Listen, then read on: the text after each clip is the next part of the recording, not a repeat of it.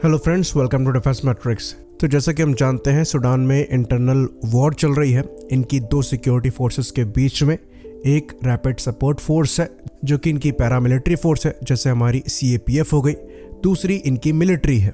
तो इस पूरे इंसिडेंट को हमने डिटेल में समझाया हुआ है, एक प्रॉपर वीडियो बना हुआ है जिसका लिंक हम इस वीडियो के एंड में अटैच कर देंगे। बेसिकली एक मिलिट्री को के बाद इनके जो मिलिट्री चीफ हैं अब्देल फतह अल बुरहान, ये प्रेसिडेंट बन गए थे और इनके डेप्यूटी थे पैरामिलिट्री रैपिड सपोर्ट फोर्स के कमांडर मोहम्मद हमदान दगालो। तो इन दोनों के बीच में कंट्री के फ्यूचर को लेकर डिस्प्यूट हो गया था। साथ ही साथ डिस्प्यूट इस मैटर को लेकर भी चल रहा था कि जो RSF के कमांडर है मोहम्मद दगालो, इनके द्वारा ये मांग रखी जा रही थी कि जो रैपिड सपोर्ट फोर्स है इसको सूडान की मिलिट्री का पार्ट बनाया जाए, ताकि जो इनके करीबन 1 लाख के करीब सैनिक है ये प्रॉपर सूडान की मिलिट्री का पार्ट बन सके। और इसको लेकर जो प्रेसिडेंट हैं उनका अग्रीमेंट नहीं था। साथ ही साथ यहाँ पर कंट्री के फ्यूचर को लेकर भी था।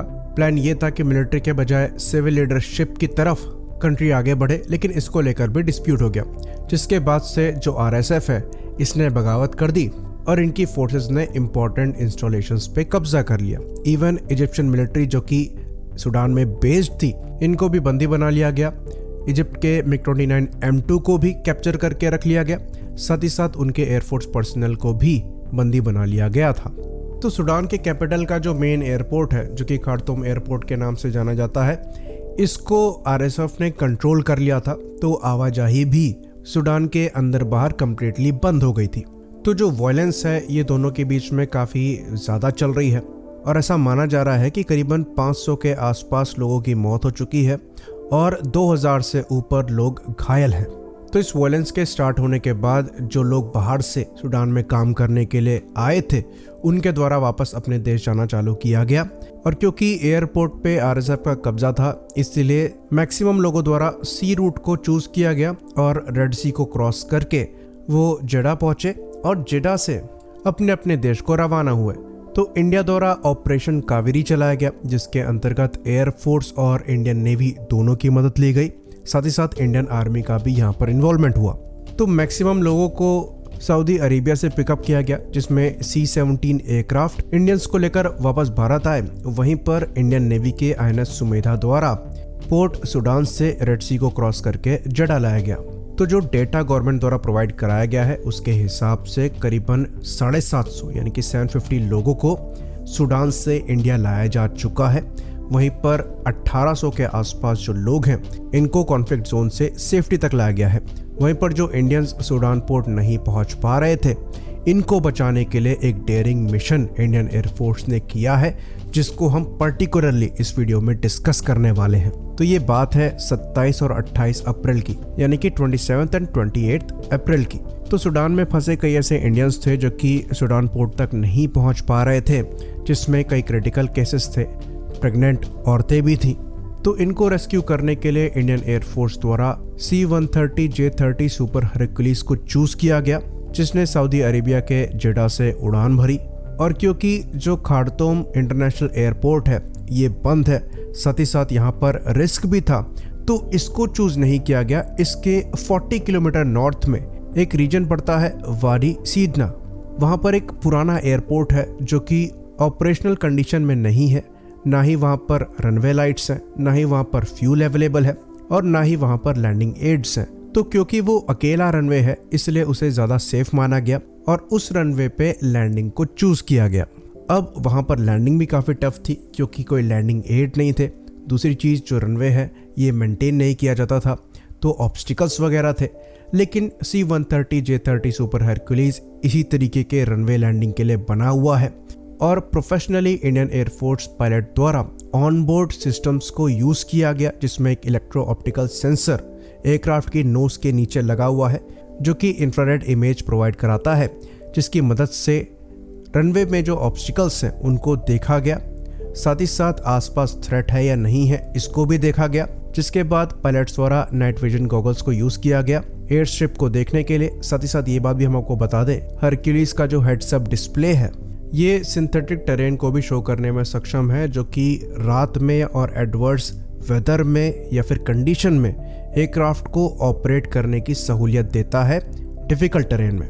तो ऑनबोर्ड सेंसर्स को यूज़ करते हुए इस एयरक्राफ्ट को लैंड कराया गया। पायलट ने भी अपनी स्किल्स का यहाँ पर प्रदर्शन किया और एयरक्राफ्ट के लैंड होने के बाद इसके इंजन को चालू रखते हुए गरुड़ कमांडोज बाहर आए। करीबन 8 गरुड़ कमांडोज को यहाँ पर डिप्लॉय किया गया था, जिन्होंने एयरक्राफ्ट को सिक्योर किया। साथ ही साथ जो सिविलियंस हैं उनको फिर इस एयरक्राफ्ट में चढ़ने में मदद करी और करीबन 121 भारतीयों को सेफली सूडान से निकाला और फिर सीधे जेडा में लैंड किया। तो ये बहुत रिस्की ऑपरेशन था, लेकिन इसको सपोर्ट करने के लिए जो इंडियन डिफेंस अटैचे पहले से सूडान में था, उन्होंने सपोर्ट किया। सारे इंडियंस को इस एयरपोर्ट तक वही लोग लेकर आए थे और वो पूरा कोऑर्डिनेट कर रहे थे इंडियन एयरफोर्स के साथ। तो ये चीज़ भी हम आपको बता दें कि ये ऑपरेशन किया गया था उस 72 आवर्स के बीच में जिसमें सूडान की जो मिलिट्री है और आरएसएफ है, इन्होंने सीज फायर को घोषित किया है। लेकिन सीज फायर घोषित होने के बाद भी ऐसा बिल्कुल नहीं है कि चीज़ें बहुत सेफ थी, वायलेंस फिर भी नोट करी गई है। तो ये चीज़ हम आपको बता दें कि जेडा से वाडी सीडना जहाँ पर लैंडिंग करी गई है, इनके बीच में जो डिस्टेंस है ये अराउंड 1000 किलोमीटर का है।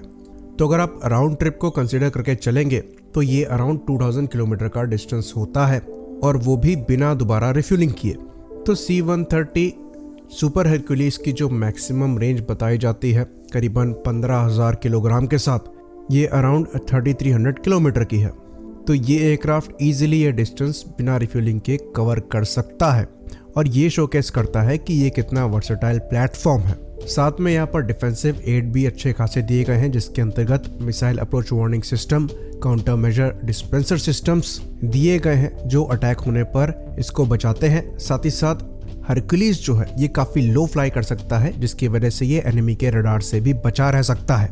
तो ये इसी टाइप के कोवर्ट ऑपरेशंस के लिए बनाया गया है, जहां पर ये क्वाइटली एनिमी लाइंस को क्रॉस करके रेस्क्यूज भी परफॉर्म कर सकता है और सोल्जर्स को भी डिप्लॉय कर सकता है। तो करीबन ऐसे 12 एयरक्राफ्ट हमारे द्वारा ऑपरेट किए जाते हैं। साथ ही साथ हमारे द्वारा जो मीडियम ट्रांसपोर्ट एयरक्राफ्ट की रिक्वायरमेंट को सामने रखा गया है, उस रिक्वायरमेंट को पूरा करने के लिए भी ये एयरक्राफ्ट कॉन्फ़िगरेशन में फिट बैठते हैं। तो यहाँ पर जो मशीन है ये डेफिनेटली काफ़ी कैपेबल है, पर जिनके द्वारा ये ऑपरेट करी जाती हैं उनका भी कैपेबल होना बहुत ज़रूरी है, तभी जाकर इनके पूरे पोटेंशियल को यूज़ किया जा सकता है।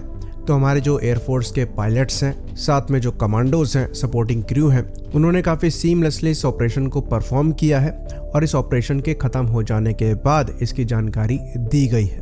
तो ये ऑपरेशन इंडिया द्वारा हमेशा याद किया जाएगा और इतिहास में जाने वाला है। आई होप इन्फॉर्मेशन क्लियर रही हो। इसी बात पर इस वीडियो को ख़त्म करेंगे। लाइक करिए, सब्सक्राइब करिए। जय हिंद।